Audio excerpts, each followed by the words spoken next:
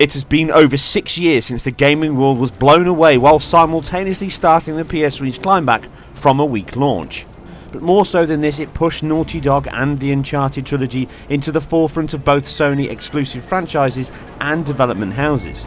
With such a perfect cinematic flair mixed with fast, fluid and enjoyable traversal and combat action, all wrapped up in visuals, presentation and production values that set the benchmark at the time within the industry.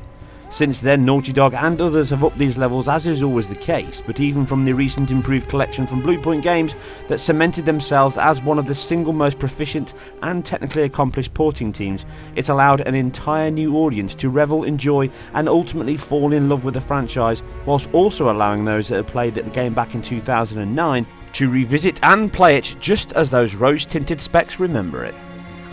But one of the biggest losses from the remaster, and equally as loved with the original PS3 game launched, was the chaotic and superb multiplayer addition to the game. Allowing the same vertical combat, satisfying gunplay, cover system and fluid traversal within altered arenas taken from the single player, it was played long after the epic single player story had been completed, most likely on multiple difficulties. But this has been addressed and updated with the Naughty Dog's very first ground up PS4 game in Uncharted 4, that brings the tale of our most cherished thief, frequent flyer and serial killer to a dramatic and fitting end, with the production values and sheer cinematography visual impact taking another generational leap in the single player that I will cover shortly. But with this targeting a 1080-30 metric, the multiplayer has moved to a 960 target, so that it can keep the fast, fluid action needed for competitive multiplayer combat. We have had a chance to get our first hands-on with the new game and get a glimpse across 2 maps of what the team have achieved so far and just what we can expect in the final release, with likely more improvements to come. Now, to keep these videos tight, I've split this into 2 separate videos, one which centres around the gameplay and the style with some comparisons to the previous game, and another one that centres specifically around the visual side, which is the one you're watching right now. So if you haven't watched that other video yet, why not? Get over and watch it, it's really good. And if you have, or you simply don't care, then fine, let's watch this one, it might be good as well. Now, with that important PR announcement out of the way, let's crack on with the video. First up, we can talk about what we have to play here, and the 2 maps available in the beta are unsurprisingly based on levels from the single player we have already seen. The jungle from the original PSX gameplay reveal, and the mountaintop village scene from the ground-shaking E3 demo. Starting with the jungle level, we see that Naughty Dog have used the resource balance well to incorporate much from the single player game, whilst also doubling the frame rate. Remember, in the actual performance and resource use, the multiplayer is asking more of the engine and the PS4 than the 1080-30 single player campaign. This is due to the fact that no matter if you target a 33 milliseconds or 16 millisecond frame time, some parts of your budget would be fixed. So with a 100% increase in budget afforded with a 30-60 split, it means that these fixed portions become a smaller percentage of your overall budget. Again, refer to my Witcher 3 hard drive video where I talk about how a game's performance and targets are based on much more than just GPU or CPU alone.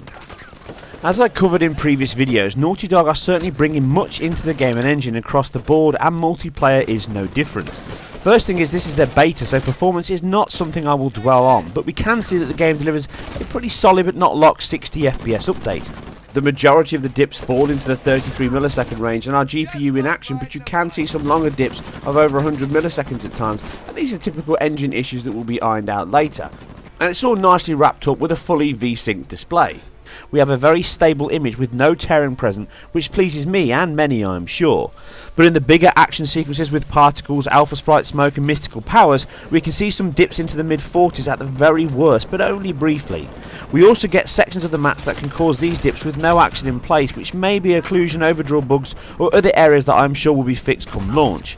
From the 2 maps, we do not see any more or less draw on either, with an even balance across both, and delivering a very solid and promising display. And with the beta receiving regular updates whilst we played, the team are still hard at work. With the latest one being the 9th so far, you can see the metrics on screen, which should ease any worries of how solid the final release will be. Welcome to my world.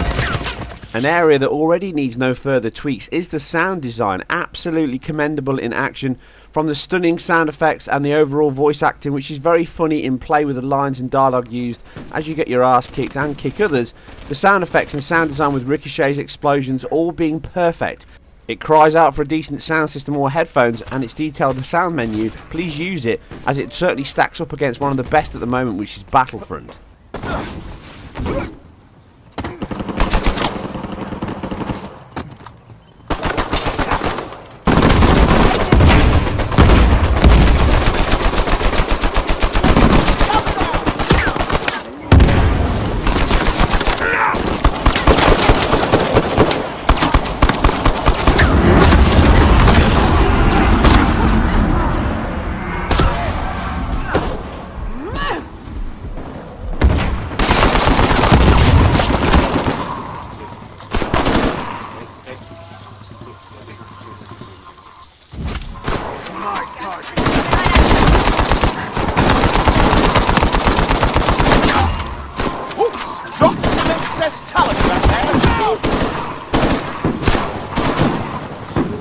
But what about the resolution? Does it ruin the image?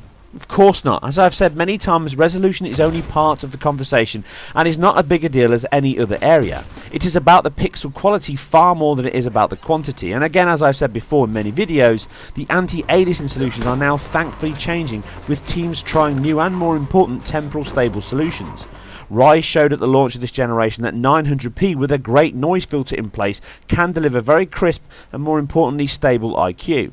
And here Naughty Dog are most certainly using their own temporal solution, as we saw and I covered in the E3 demo. With more time and helped by the increased frame rate, we have image quality that many would think is fully native.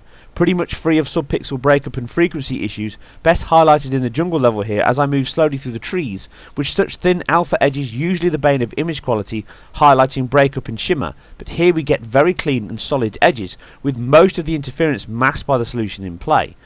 What this is at the moment is an unknown, but it surely is using previous frames data along with an EQAA adjustable sample pattern to detect both geometry edges along with colour sampling, which successfully delivers one of the cleanest displays on the platform, something that helps deliver overall impressive results in the multiplayer.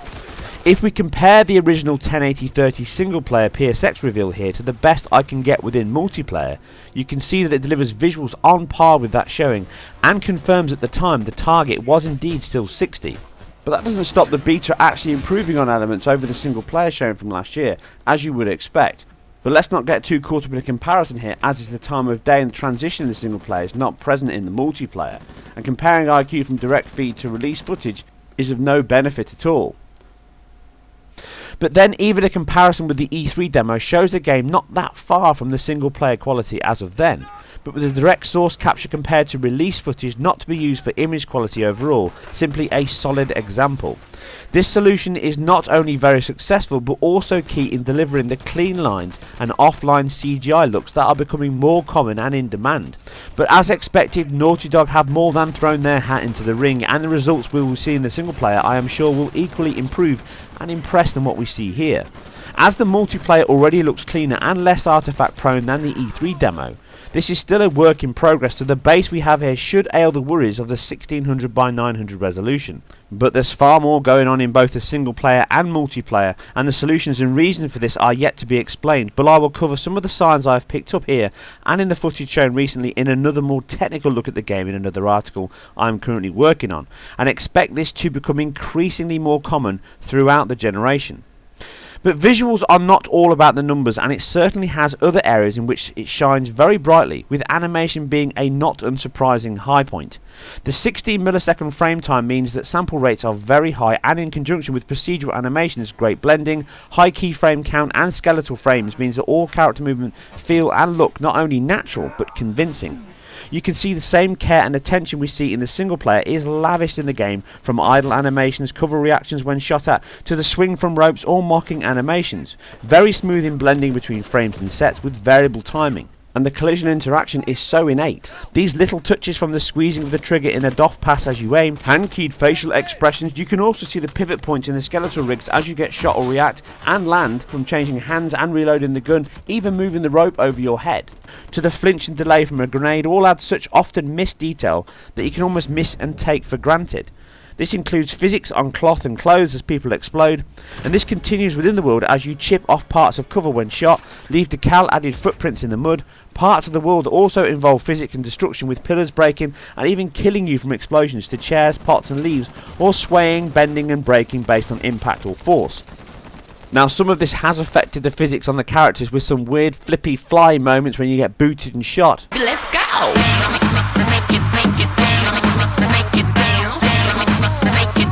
Shake it, break it, make it bounce. These are quite comical, and I'm sure they'll be patched out mostly for the final release. As if not, Sully may not be the only thief to die laughing. But the huge physics incorporation is very impressive, and a rope bridge type section with destructible sections to extend the map would work superbly, I think. Now, actual character models and shader quality along with texture quality is obviously lower than the single player, and even more so the eye-scorching real-time cinematics, but this does not by any means mean they are not impressive. You can choose from a choice of skins that have Nate, Sully and Sam in a tux to Snowwear. You can even slap on Grandad cap or aviator sunglasses for the 80s action hero look.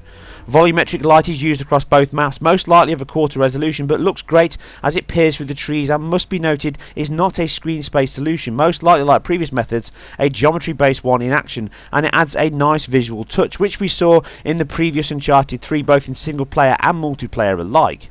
Pyrotechnics also offer up nice touches with alpha-based effects used for power, smoke and explosions, complete with a particle system that bounces chunks and sparks that impact with the scenery from grenades and bullet impacts, which also have a plume of smoke as they hit.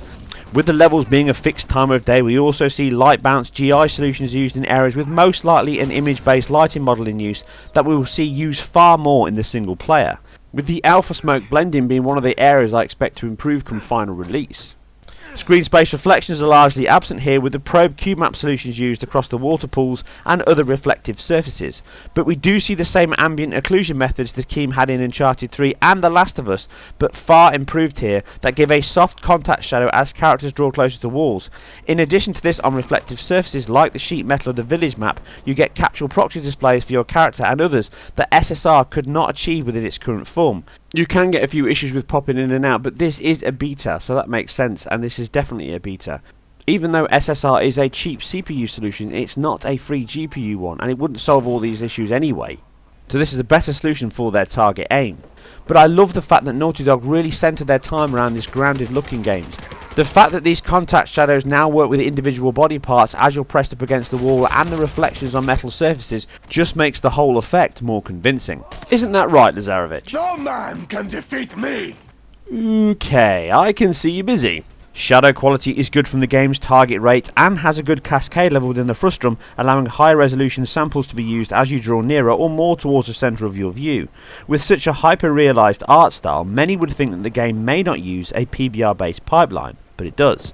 With skins showing a very convincing light diffuse and bounce, equally metal objects bounce specular within a Fresnel range along with mud, wood, stone and others, all absorbing and diffusing based on a more approximate rule.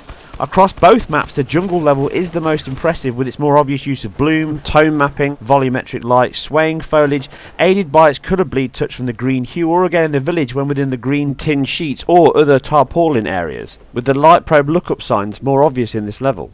This strong use of light and bounce was seen in the E3 reveal that I covered in my videos and again here, and in other recent games, is a great addition and one I'm very happy to see more of. With such a visually impressive, fast-paced game along with superb image quality, smooth frame rate and both dynamic and reactive action, I have really enjoyed my time with the multiplayer. From stringing together fast takedowns of multiple enemies to swinging in time and time again to bring the hammer never gets old. Well, unless someone does it to you, then it's just silliness.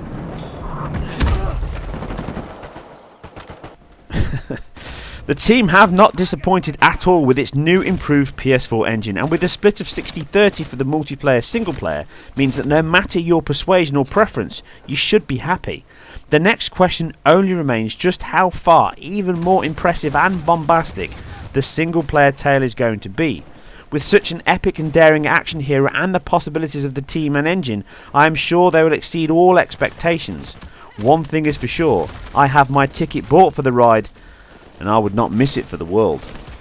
As always, I hope you guys and girls enjoyed this. If you did, then please hit the like and subscribe button. It really helps me immensely. If you also get the chance, please check out my other video where I touch in more detail on the animation and the multiplayer side of the game. But for now and then, you take care, and I'll see you very soon on the next one.